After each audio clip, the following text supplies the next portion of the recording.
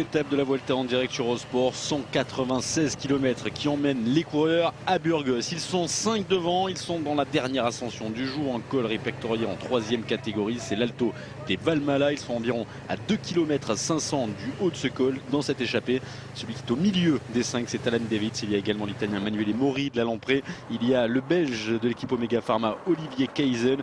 Gianpaolo Schuela pour la Foutone italien et le champion des Pays-Bas, Niki Terpstra derrière.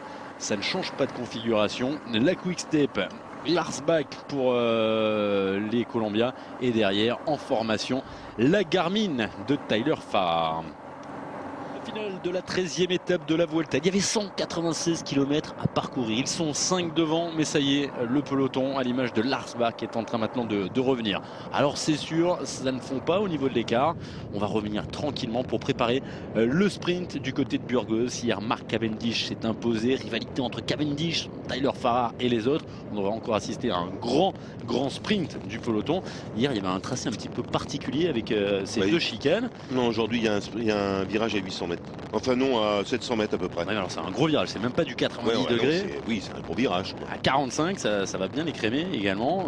Pour le reste, pas de grosses difficultés. C'est quand même plus loin qu'hier, hein, donc peut-être un petit peu moins de grabuge, du moins. On avait vu hier Cavendish sans aucun problème s'imposer dans cette 12e étape. C'était la 12e hier, parce qu'on est bien à la 13e. Oui, c'est la 12e. Ça se suit. Ouais, ça va, ça se suit. C'est pas mal foutu cette année parce qu'ils ont mis la 12e. Juste après, vous avez la 13e et après, on aura la 14e. Je continue à suivre, je me relève. On va voir comment ils ont perdu, hein, là, encore une fois. Et quand on voit les grandes lignes droites là et ce léger vent, on sait jamais. Hein, je pense que derrière, ça va péter encore. Ça va finir par casser. On aimerait bien avoir une vue aérienne un petit peu, de savoir comment ça se comporte à l'arrière du peloton. Ça va très vite, hein. Vous avez vu, les kilomètres défilent maintenant. Là, ils ont encore perdu 9 secondes. Allez. Ça tient. C'est proche de craquer pour Beñat Insautzi. Constantin Ciuțu maintenant. Bolé derrière Ando. En fait, c'est un autre coureur qui vient à l'avant. Alors, Kasheskin, je sais pas. C'est Angelo Furlan, certainement, qui est là aussi.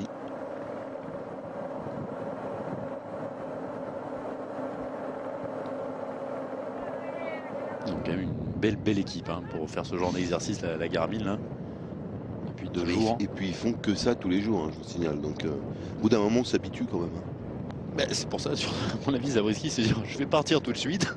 Comme ça, j'aurais pas besoin de sur les 20 derniers kills, je serais plus tranquille. Ça n'a pas fonctionné. Ce qu'avaient fait hier les HTC, hein, en mettant Lars Bak devant. Caisse d'épargne au peloton, on appelle. Nicolas Volontieri qui a toujours le dossard qui flotte. Touruchov qui est là en 2e rideau, juste derrière les équipes de sprinteurs. Coldo Fernandez aujourd'hui ferait bien le sprint aussi. C'est vrai? Je sais pas, je les ai vus. Les Euskaltel sont là, moi je pense qu'on protège pour l'instant. Foster aussi. On protège peut-être Igor Anton encore un petit peu. Certainement. Hein.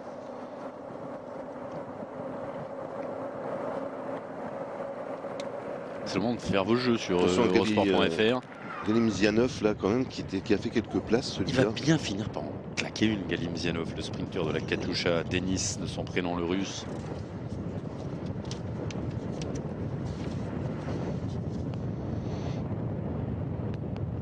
« 6 km de l'arrivée. Ils sont toujours devant, mais vous allez voir, on va encore perdre du temps. Là, on est sur un rythme de 10 secondes tous les kilomètres. Plus rester beaucoup d'avance. Ils sont juste derrière. Les voici, les hommes du peloton. Toujours avec Constantin Ciuțu, toujours avec David Zabriskie. Le Garmin à droite, le Colombien à gauche de l'image, bien sûr, et pas de la route. Allez, 13 secondes, 12 secondes, on va dire exactement. Attaque de Kaysen. Vous voyez, il se posait des questions. Il a trouvé sa réponse. Je pense pas que ce soit Kaysen. Kaysen, il est à l'avant. Non.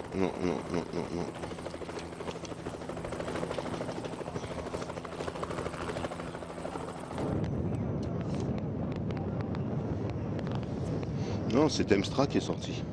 Probablement, oui. Niki Terpstra, le voici.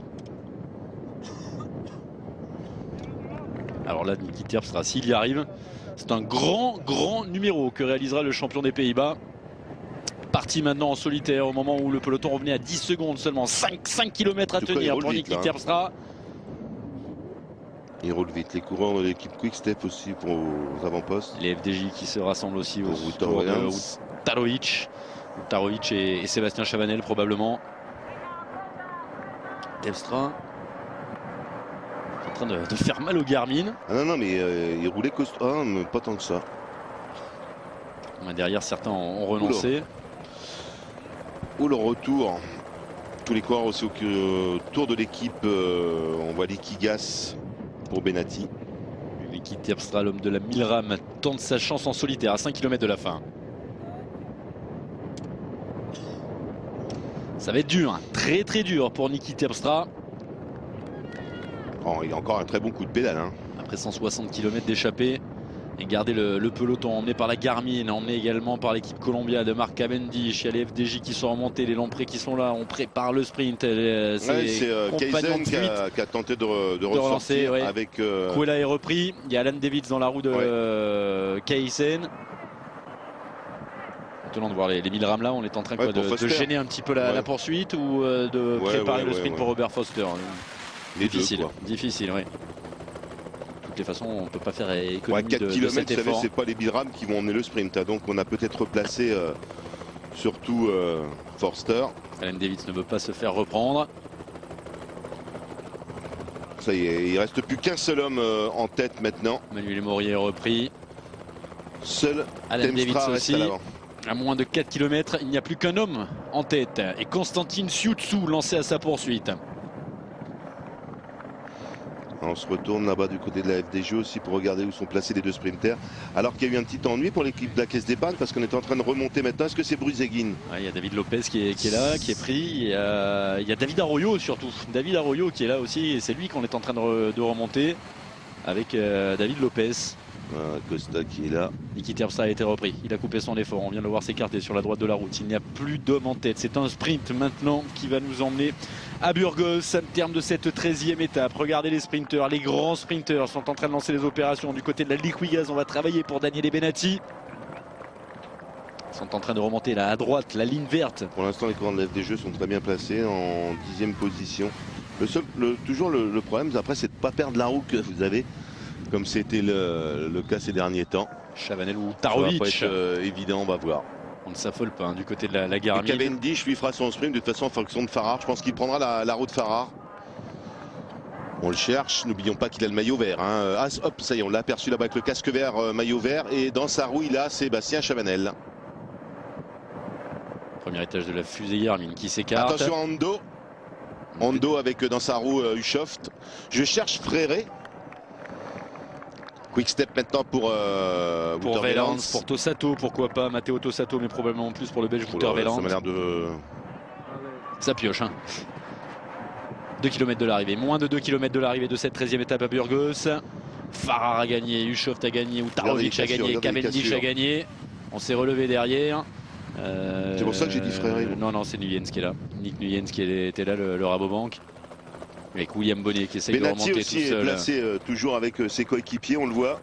William Bonnet qui est venu se replacer à l'extérieur dans ce Alors virage. Ça, il y a un petit rond-point pour l'instant. Et après, on ira chercher ce virage à 600 mètres de la ligne, enfin 700 mètres de la ligne à peu près. C'est même pas du 90 degrés, hein, c'est du 45 degrés. Ça sera encore plus serré.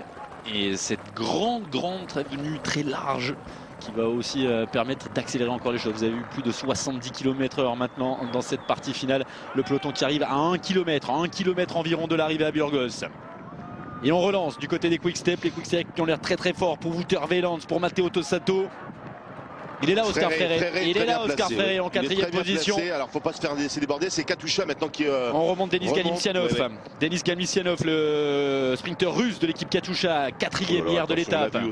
Ça frotte de partout. Thor Ushoft est là. Mark Cavendish est en train de se faire remonter derrière un de ses équipiers. Attention, Mark Cavendish, il est tout de vert vêtu. Le grand virage dans 800 mètres, l'arrivée maintenant. Oh, ça a tassé dur. Il y a des coureurs qui se sont fait éjecter sur l'extérieur.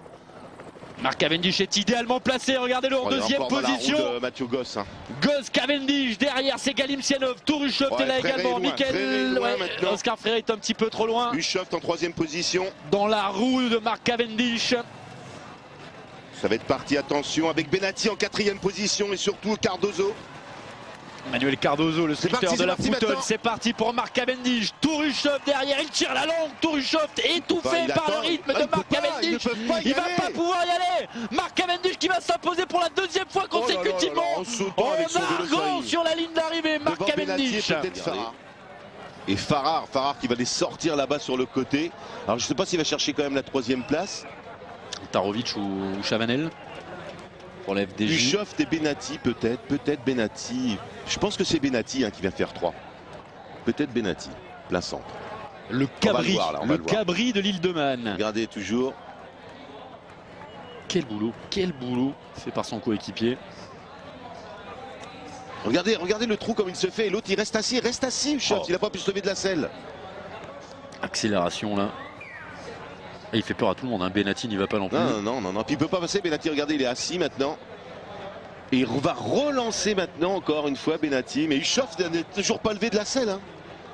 On l'a Donc vu. Ushoft, 3 Benatti, 4 Utarovic, je Ou pense. Chavanel. Ou Chavanel, je sais pas. j'ai pas Tyler bien vu. Farrar juste derrière.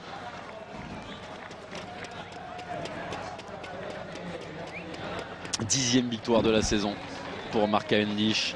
On l'a dit, début de saison compliqué, des petits problèmes physiques. Ouais, Ushoft. Benatti fait troisième, ça on est d'accord. C'est Utarovic pour la FDJ, quatrième. Et Cardozo, le sprinter portugais de Et l'équipe Farrar en fait Foutonne, va faire 6. Il est à cinquième. l'extérieur, je pense. Oui, Tyler Farrar, il est Donc, juste derrière Yaouni Utarovic.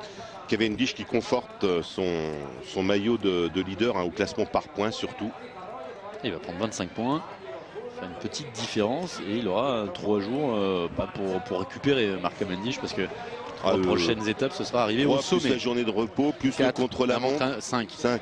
Ouais. On le revoit que jeudi prochain. On va le revoir. Ouais, Farrar 6e, c'est ça derrière, Cardozo là-bas sur le côté. Et Mianov encore ouais. là, un Ouais. Kodo Fernandez, vous voyez qui va mieux. Théo Boss Tiens, qui se Théo rapproche. Boss et Johnny Walker. Johnny Walker, 10e. Johnny, il va payer sa tournée ce soir. Avec de glaçons et avec modération, bien entendu. Une petite remarque sur Eurosport.fr. Sébastien Hinault, 13e. C'est le premier français. On remarquera la 16e place de Samuel Dumoulin, la 18e de Sébastien Chavanel. Oscar Freire n'a pas pesé dans ce sprint, seulement 20e, le triple champion du monde.